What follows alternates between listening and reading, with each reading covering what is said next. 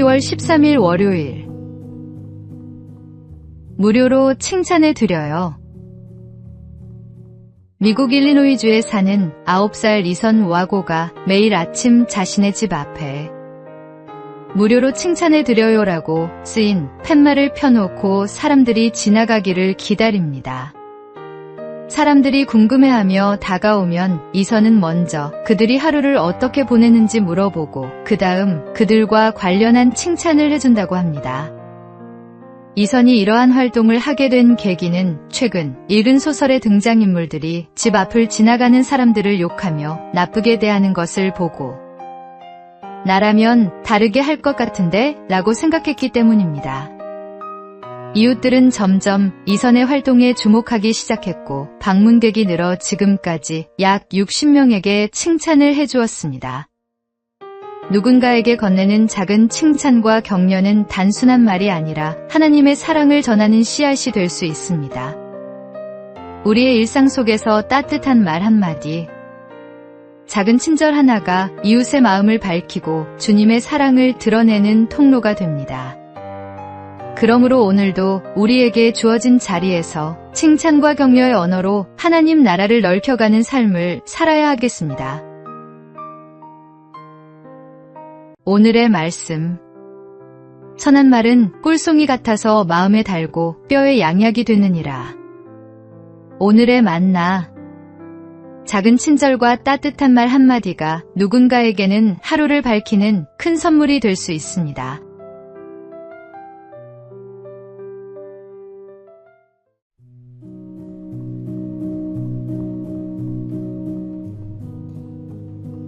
(10월 14일) 화요일. 생각하는 시간. 어느 연구소 소장이 늦은 밤 실험실을 둘러보고 있었습니다. 그런데 한 학생이 여전히 실험에 몰두해 있었습니다. 그는 이마에 주름을 잔뜩 잡고 누군가 옆에 서 있는 것도 모른 채 시험관과 기계만 바라보고 있었습니다. 소장이 일부러 하고 헛기침을 하자 그제야 학생은 고개를 들었습니다. 자네, 오전에는 무엇을 했나? 실험했습니다. 그럼 오후에는? 역시 실험했습니다. 저녁은? 마찬가지로 실험했습니다. 소장은 잠시 그를 바라보다가 목소리를 조금 높여 말했습니다. 좋네. 하지만 그렇다면 자네는 언제 생각을 하나? 행동만 있고 생각이 없는 삶은 결국 많은 후회를 남깁니다. 그러나 깊이 생각한 뒤 이루어지는 행동은 균형과 지혜가 있습니다.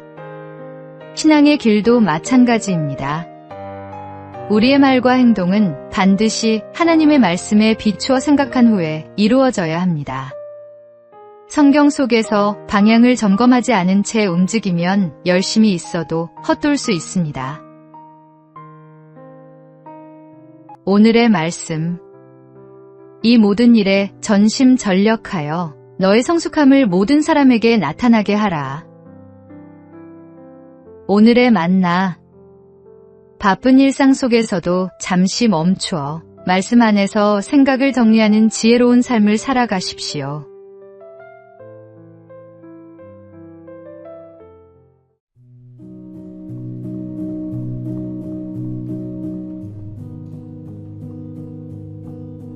(10월 15일) 수요일. 정적을 치료한 명의.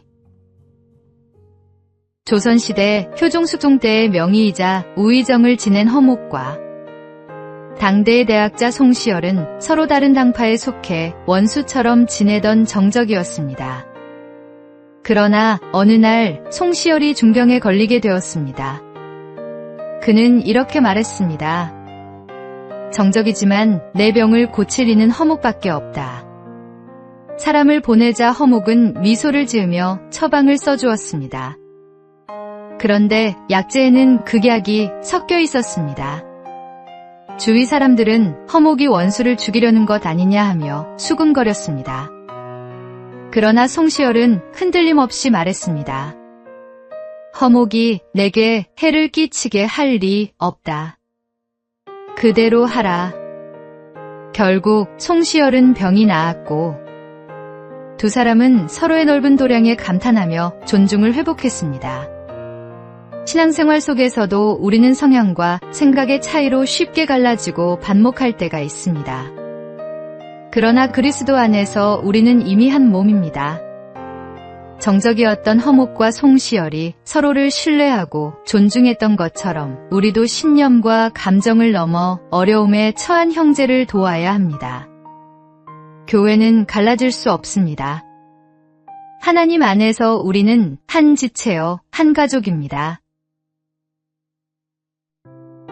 오늘의 말씀. 형제를 사랑하여 서로 우애하고 존경하기를 서로 먼저 하며. 오늘의 만나. 차이를 인정하면서도 사랑으로 하나 되는 것이 성숙한 신앙 공동체의 모습입니다.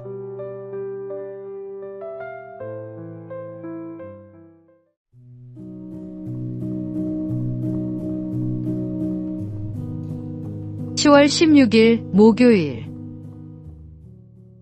아이의 눈에 비친 결혼. 어느 결혼식이 있었습니다. 추가객들 앞에서 서 있는 신랑과 신부는 더없이 행복해 보였습니다. 예식이 끝나고 신혼여행을 떠나는 두 사람을 향해 하객들도 환하게 웃으며 축복을 보냈습니다. 그때 사람들 사이에 있던 한 꼬마 아이가 엄마에게 속삭였습니다. 엄마, 결혼이 뭐예요? 엄마는 웃으며 대답했습니다. 결혼은 남자와 여자가 서로 사랑해서 함께 살기로 약속하는 거란다. 결혼하면 싸우지 않고 서로 이해하고 잘못을 감싸주고 힘든 일도 나누며 도와주는 거야. 그러자 아이가 진지하게 말했습니다. 그러면 엄마 아빠는 아직 결혼 안 했나 봐요. 거짓을 모르는 아이의 눈은 있는 그대로를 비춥니다. 아이의 눈에 비친 부모의 모습이 바로 진짜 결혼 생활의 증거입니다. 사랑과 이해, 용서와 섬김이 없는 결혼은 이름뿐인 결혼일 수 있습니다. 아이들의 눈에도 부끄럽지 않은 가정. 주님 앞에 진실한 부부의 삶을 살아가는 것이 참된 결혼입니다. 오늘의 말씀. 너희도 각각 자기의 아내 사랑하기를 자신같이 하고 아내도 자기 남편을 존경하라. 오늘의 만나.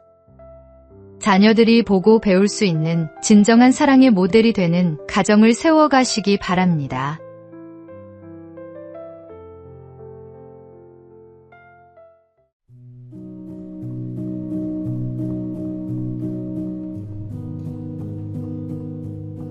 (10월 17일) 금요일. 습관의 힘. 사람은 습관의 존재라고 합니다. 우리의 행동 대부분은 몸에 밴 습관에서 비롯되기 때문입니다. 문제는 좋은 습관보다 나쁜 습관에 훨씬 쉽게 물든다는 것입니다. 그 습관은 타고난 좋은 성품마저도 무너뜨릴 수 있습니다. 독일의 한 작가 에리히 캐스트너가 그의 친구와 장거리 기차 여행을 할 때의 일화입니다. 피곤에 지친 친구가 의자에 기대어 곤히 잠들었는데 갑자기 벌떡 일어나더니 외쳤습니다. 큰일 날 뻔했네. 하마터면 수면제를 먹는 걸 잊을 뻔했어. 그리고는 황급히 약을 삼키고 다시 잠들었다고 합니다. 습관은 이처럼 우리의 삶을 무의식적으로 지배합니다.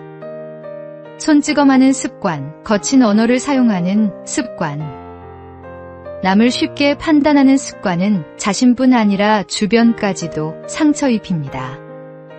반대로 선한 습관은 우리의 삶을 세우고 다른 이들에게 생명을 불어넣습니다. 혹시 지금 당신의 삶에도 고쳐야 할 습관이 있습니까?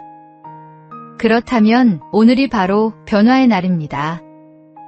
사도 바울의 고백처럼 내가 무엇에든지 얽매이지 아니하리라는 결단으로 나쁜 습관에서 벗어나 주님 안에서 자유롭고 경건한 습관을 세워가야 하겠습니다. 오늘의 말씀. 모든 것이 내게 가하나 다 유익한 것이 아니요. 모든 것이 내게 가하나 내가 무엇에든지 얽매이지 아니하리라. 오늘의 만나. 나쁜 습관을 선한 습관으로 바꾸려는 결단 뒤에 하나님의 놀라운 복이 기다리고 있습니다.